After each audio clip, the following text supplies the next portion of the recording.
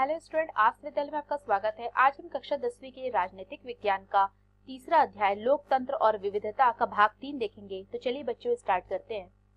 आज सबसे पहले हम देखेंगे कि विभिन्नताओं में सामंजस्य और टकराव। जैसा कि आपने पिछले लेक्चर में देखा है बच्चों कि हमने देखा कि किस प्रकार से सोशल डिफरेंसेस होते हैं सोसाइटी में, सामाजिक भेदभाव किस तरीके से होते थे और उनको किन किन भागों में बांटा जा सकता है। तो उनको दो और भागों में बांटा जा सकता है, जैसा कि overlapping social differences and cross cutting social differences. तो ये क्या होते हैं, ये कैसे कार्य करते हैं, ये सारी चीजों को आज हम समझने का प्रयास करेंगे। सामाजिक विभाजन तब होता है जब कुछ सामाजिक अंतर दूसरी अनेक विभिन्नताओं से ऊपर और बड़े हो जाते हैं। क्या होता है कि किसी भी सोसाइटी में, किसी भी देश में और वहां के रहने वाले जो समाज है उसमें सोशल डिफरेंसेस कब होते हैं? वो तब होते हैं जब कुछ सामाजिक अंतर, जो कुछ एक सोशल डिफरेंस जो होता है, मतलब किसी भी समाज का डिवीजन या फिर किसी भी समाज तब होता है जब उनके जो सोशल डिफरेंसेस होते हैं वो दूसरी अनेक विशेषताओं से ऊपर हो जाते हैं और उनसे बड़े हो जाते हैं। जैसे कि आपने अमेरिका का उदाहरण देखा था कि जो मैक्सिको ओलंपिक का मैंने आपको उदाहरण पहले समझाया है कि किस तरीके से अमेरिका में श्वेत और अश्वेत का एक अंतर था और वो एक सामाजिक विभाजन भी बन जाता है, क्योंकि अश्वेत लोग आमतौर पर गरीब है, बेघर है, भेदभाव का शिकार है। कहने का मतलब ये है कि सिर्फ इसीलिए अमेरिका में जो नस्ल भेद या रंग भेद का जो भेदभाव था, जो सामाजिक भेदभाव है, वो केवल इसलिए नहीं था कि वहां के रहने वाले लोग, कुछ लोग जो है श्वेत है और कुछ अश्वेत है, मतलब कुछ रंग, कुछ जो होता है व्हाइट है, गोरे है, और कुछ जो ब्लैक या काले हैं, बल्कि ये इसलिए भी है क्योंकि वहां पे रहने वाले जो अश्वेत लोग हैं, जो काले लोग हैं, वो आमतौर पर गरीब हैं। उनके पास कोई घर नहीं है रहने के लिए, क्योंकि वो बहुत ज्यादा गरीब है, इसलिए उनके पास ना तो घर है अपना रहने के लिए, वो बेघर है, और इन सारी वजह से जो है उनको ज्यादा भेदभाव का शिकार होना पड़ता है समाज में। और दूसरी ओर अगर हम श्वेत लोगों को देखते हैं, जो व्हाइट लोग हैं, जो गोरे लोग हैं, वो उनका जो होता है, क्योंकि वो अमीर है और उनका सोशल स्टेटस अच्छा है, तो इस वजह से जो है उनको सारे अधिकार मिले हुए हैं, और जो गरीब और बेघर लोग हैं उनके साथ सामाजिक भेदभाव हो रहा है।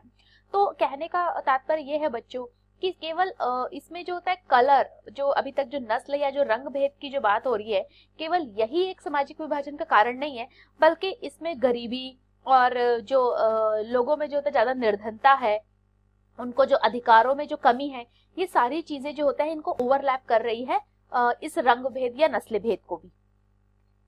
हमारे देश की अगर हम बात करते हैं, भारत की बात करते हैं, तो हमारे देश में भी दलित आमतौर पर गरीब होते हैं और भूमिहीन होते हैं। उन्हें भी अक्सर भेदभाव और अन्याय का शिकार होना पड़ता है। आप भारत में भी देखे हैं कि हमारे यहाँ भी जो होता है समाज है उसमें बहुत अलग अलग कैटेगरी है, अलग अलग जाति है, और इस तरीके से उसमें जो होता है इन सभी लोगों में एक सामाजिक भिन्नता पाई जाती है। और अगर हम दलितों की बात करते हैं, जो कि नीचे तबके के लोग हैं, तो वो लोग जो होता है, क्योंकि वो गरीब होते हैं, उनके पास इतना पैसा नहीं होता है, उनके पास कोई भूमि नहीं होती है, वो भूमिहीन होते हैं, इसीलिए हमने देखा है कि अक्सर ये लोग जो है इन सभी कारणों की वजह से भेदभाव के शिकार होते हैं। इनके खिलाफ जो है वो अन्याय किया जाता है और इनको अन्याय का शिकार होना पड़ता है। तो ये सारे रीजन जो है वो आते हैं। जब एक तरह का सामाजिक अंतर अन्य अंतरों से ज्यादा महत्वपूर्ण बन जाता है और लोगों को यह महसूस होने लगता है कि वे दूसरे समुदाय के हैं, तो इससे एक सामाजिक विभाजन की स्थिति पैदा होती है। अगर सोसाइटी में इस तरीके की सोशल डिफरेंसेस होते हैं, तो लोग जो होता है वो अलग अलग सामाजिक, मतलब डिवीजन में बढ़ जाते हैं, एक क्लास में बढ़ जाते हैं। आप देखिए, कभी लोग जो होता है आजकल, अगर हम आज की बात करें, भारत की बात करें, तो आप एक क्लास देखेंगे जो कि बहुत हाई क्लास है, और एक क्लास जो है वो बहुत ही लो या फिर गरीब तबके का वर्ग होता है। तो ये इस तरीके की जब स्थिति होती है, विभाजन होता है, तो लोग जो है वो अपने आप को, मतलब एक वर्ग तक जो होता है सीमित करते हैं। उनको ये महसूस होने लगता है कि वो एक कम्युनिटी, एक समुदाय के हैं, कि वो जो है गरीब हैं तो उनका वर्ग जो है वो गरीब है, कुछ लोग अगर अमीर है तो उनका वर्ग अमीर है। तो इस तरीके की जो होता है ये स्थिति हमें देखने को मिलती है। अगर एक सी सामाजिक असमानताएं कई समूहों में मौजूद हो, तो फिर एक समूह के लोगों के लिए दूसरे समूह के लोगों से अलग पहचान बनाना मुश्किल हो जाता है। जैसे कि क्रॉस कटिंग जो सोशल डिफरेंसेस होते हैं वो ये हो जाते हैं। इसका मतलब यह है कि किसी एक मुद्दे पर कई समूहों के हित एक जैसे हो जाते हैं, जबकि किसी दूसरे मुद्दे पर उनके नजरियों में अंतर हो सकता है। जैसे कि मान लीजिए, अगर एक हम उदाहरण को लेते हैं, अगर हम भारत की बात करते हैं, तो भारत में अगर हम देखते हैं तो यहाँ पे दलित लोग भी हैं और हाई क्लास जो ऊंची जाति के लोग हैं, और हम परस्पर ये देखते हैं कि उनमें जो है आपस में एक डिफरेंसेस होता है, एक हमेशा एक भेदभाव जो है वो चलता है, एक अंतर हमें देखने को मिलता है। तो क्या होता है कि हम ये देख सकते हैं कि अगर जो दलित और हाई क्लास में जो डिफरेंस होता है, और वो डिफरेंस इसलिए है क्योंकि ये उनकी एक पहचान बन चुका है। केवल इसलिए नहीं है कि वो मतलब अमीर है और गरीब है, ये उनकी पहचान बन चुका है कि जैसे एक आइडेंटिफिकेशन हो गया उनका। और इस चीज को क्रॉस अगर हम बोले तो इस चीज को हम क्रॉस कट कैसे कर सकते हैं? तो इस चीज को हम क्रॉस कट इस तरीके से कर सकते हैं कि मान लीजिए कि अगर ऊंची जाति के लोग हैं, तो उसमें भी कुछ लोग जो हैं ऊंची जाति में गरीब हो सकते हैं, कुछ अमीर हो सकते हैं। और इसी तरीके से हम ये भी देख सकते हैं कि दलित अगर वर्ग है तो दलित वर्ग में भी कुछ लोग अमीर हो सकते हैं और कुछ लोग गरीब हो सकते हैं। तो जो दलित जाति के जो अमीर हैं और ऊंची जाति के अमीर हैं, वो आपस में जो होता है एक समूह बना सकते हैं, उनके हित चूंकि एक जैसे हैं, इसीलिए वो आपस में जो है ज्यादा निकट हो सकते हैं। और उसी तरीके से अगर जो दलित जाति के गरीब हैं और अमीर जो उच्च वर्ग के भी जो गरीब लोग आते हैं, तो वो लोग भी जो होता है, चूंकि उनमें बहुत सारी एक जैसी उनकी समस्याएं होती है, मुद्दे होते हैं, तो वो भी जो है एक तरीके से एक दूसरे के नजदीक आ सकते हैं। अगर हम उदाहरण के तौर पे देखें तो उत्तरी आयरलैंड और नीदरलैंड का हम उदाहरण ले सकते हैं। ये दोनों ही जो जगह है, जो देश है, वो ईसाई देश था और ईसाई बहुल देश है, लेकिन यहाँ के लोग प्रोटेस्टेंट और कैथोलिक खेमे में बटे हुए हैं। दोनों ही ईसाई है, और ईसाई को ही जो होता है दो प्रकार की ब्रांच आपको पता है, एक जो होते हैं वो प्रोटेस्टेंट धर्म को मानती है, एक कैथोलिक धर्म को मानती है। तो ये दोनों ही जो देश है, राष्ट्र है, आयरलैंड और नीदरलैंड, यहाँ भी ये दोनों हमें ब्रांच देखने को मिलती है। कुछ लोग जो है वो प्रोटेस्टेंट धर्म को मानते हैं और कुछ लोग जो होता है वो कैथोलिक को मानते हैं। अब उत्तरी आयरलैंड की अगर हम बात करें तो उत्तरी आयरलैंड में वर्ग और धर्म के बीच बहुत गहरी समानता है। वहां का कैथोलिक समुदाय जो है वो गरीब है और लंबे समय से उसके साथ भेदभाव होता हुआ आया है। अगर हम नीदरलैंड की बात करें तो नीदरलैंड में वर्ग और धर्म के बीच ऐसा मेल दिखाई नहीं देता। वहां कैथोलिक और प्रोटेस्टेंट दोनों में अमीर और गरीब दोनों हैं, मतलब अमीर लोग भी हैं और गरीब लोग भी है। लेकिन अगर हम आयरलैंड को देखें तो वहां क्या था, वहां के लोग जो है वो गरीब हैं और कैथोलिक हैं।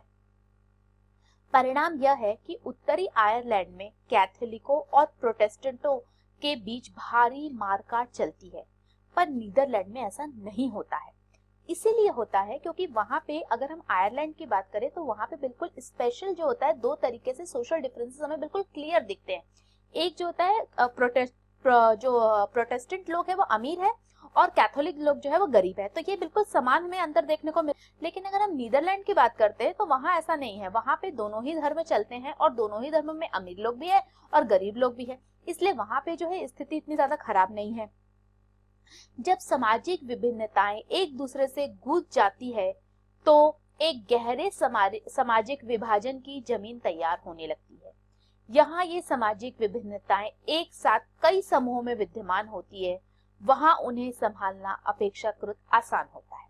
आपने इस उदाहरण से भी ये समझ लिया है कि जहाँ पे भी अगर जो सामाजिक विभिन्नताएं होती हैं वो एक साथ कई समूहों में होती है, तो वहां की स्थिति जो है उन्हें संभालना आसान होता है, बशर्ते कि जहाँ पे ये सामाजिक समूह जो होता है वो अलग अलग होते हैं, जहाँ पे भिन्नताएं अलग अलग होती हैं उनके। आज अधिकतर समाज में कई किस्म के विभाजन दिखाई देते हैं। देश बड़ा हो या छोटा, इससे खास फर्क नहीं पड़ता। आज बच्चों आप देख सकते हैं कि हर देश में हमें जो है इस तरीके के सोशल डिफरेंसेस दिखाई देते हैं। अगर हम भारत की बात करें तो भारत भी बहुत बड़ा देश है और इसमें अनेक समुदाय के लोग जो है वो रहते हैं। अगर हम बेल्जियम की बात करें तो बेल्जियम एक छोटा देश है, पर वहां भी अनेक समुदाय के लोग रहते हैं, जैसा कि आप देख चुके हैं। इसी तरह से जर्मनी और स्वीडन जैसे समरूप समाज में भी, जहां मोटे तौर पर अधिकतर लोग एक ही नस्ल और संस्कृति के हैं, मतलब एक ही रंग, एक ही जाति और एक ही संस्कृति के हैं, दुनिया के दूसरे हिस्सों से पहुंचने वाले लोगों के कारण तेजी से बदलाव हो रहा है। क्योंकि आज जो होता है वैश्वीकरण हो रहा है, लोग एक जगह से दूसरे लोग जगह जा रहे हैं, तो इस प्रकार से क्या हो रहा है कि एक संस्कृति, नस्ल, इन सब का भी जो है तेजी से बदलाव हो रहा है। ऐसे लोग अपने साथ संस्कृति लेकर पहुंचते हैं, उनमें अपना अलग समुदाय बनाने की प्रवृत्ति होती है। ऐसा हमने इतिहास में अगर हम देखें तो हम देख सकते हैं कि कई लोग जब एक जगह से दूसरे जगह जाते हैं तो केवल वो अकेले नहीं जाते हैं, अपने साथ अपनी सभ्यता, अपनी संस्कृति भी साथ लेकर चलते हैं। तो जब वो वहां पहुंचते हैं तो फिर उन्हें भी लगता है कि वो जो होता है अपना एक समुदाय वो बनाए वहां पे। तो इस हिसाब से आज दुनिया के अधिकतर देश जो होता है वो बहुसांस्कृतिक हो गए हैं। उनमें केवल एक संस्कृति नहीं है, बल्कि विभिन्न विभिन्न क्षेत्रों से जब लोग आकर वहां बसे तो वहां उन्होंने अपनी संस्कृति को जो है वो बसाया, जिसकी वजह से आज हमारा अगर हम पूरे विश्व की बात करते हैं तो विश्व के अधिकांश राष्ट्र जो होते हैं वो बहुसांस्कृतिक हो गए हैं। So what did we learn today? हमने आज क्या पढ़ा और क्या सीखा? तो बच्चों, आज हमने ये देखा कि विभिन्नताओं में जो है वो विभिन्नताएं किस प्रकार से होती है समाज में, और उनमें समानताएं क्या क्या होती है, और उनका जो है इसके साथ साथ हमने ये देखा कि उसमें समानताएं होती हैं, उनमें टकराव होता है, और लैपिंग सोशल डिफरेंस है और एक क्रॉस कटिंग सोशल डिफरेंस है। ये दोनों कैसे कार्य करते हैं समाज में, और इनके अंतर्गत जो है हमने चीजों को समझने का प्रयास किया।